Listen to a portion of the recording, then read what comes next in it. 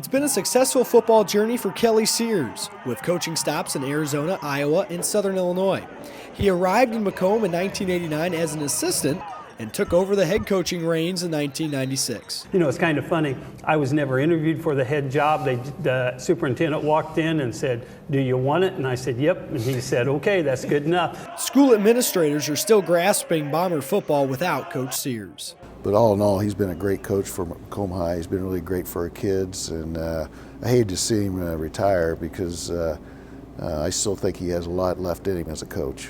Coach Sears is a rare bird indeed, because you know it's rare for any coach in any sport to stick around for 21 years, right? It's a tough job, and you know, when things are good, it's great. When they're not, you know, it's tough being a coach at a high school level. Sears realized he missed valuable time with his own kids while coaching. During football season, I never made one of his junior high football games, and freshman games I didn't go to because I was always coaching. And even with my daughter in softball, you know, she had stuff going on in the spring, and I was coaching softball at the time. When Coach Sears sat down with his current players, he wanted to make sure that they knew he was still going to be around. And I've always told any of my players, anybody that's ever played for me, hey, you can call me at any time in the middle of the night. I'll come bail you out of jail. I'll do whatever it takes. And, you know, the same for the guys that's there now. And I'm a Bomber for life. I'm a Macomb homie, and I'm here to stay. And, you know, I want the program to succeed, and I'm going out on a good note. For News 3, I'm Danny Frey.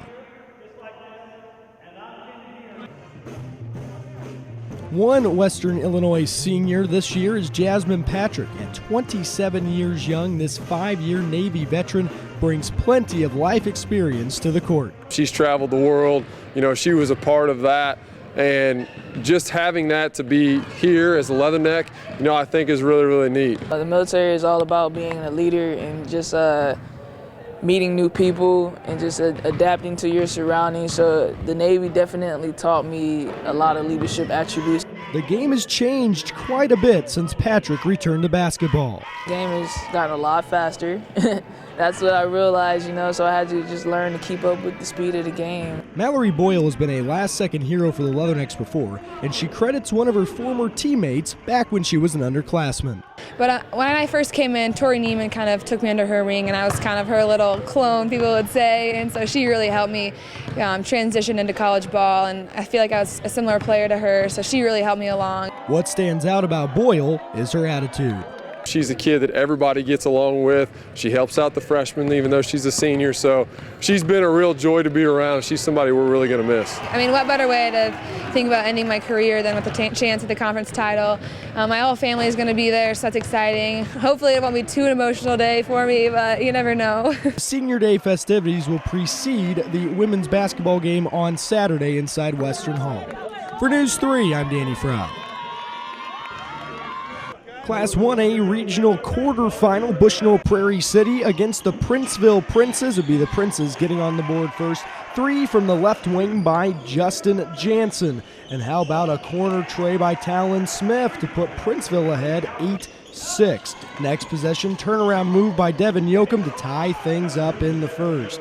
Toward the end of the first half, Yoakum with the steal and slam on the other end. Bushnell Prairie City in front, 20-15 at halftime. To the third quarter, nice ball movement from Yoakum to Jason Hausengay for 2. See, they just don't have to dunk it, but this is nice too. Nate Ferguson with the steal ahead to Yoakum. He rises and slams it down with 2 hands again. 3 coming from the side as Princeville began to heat up. It was Smith again from the wing.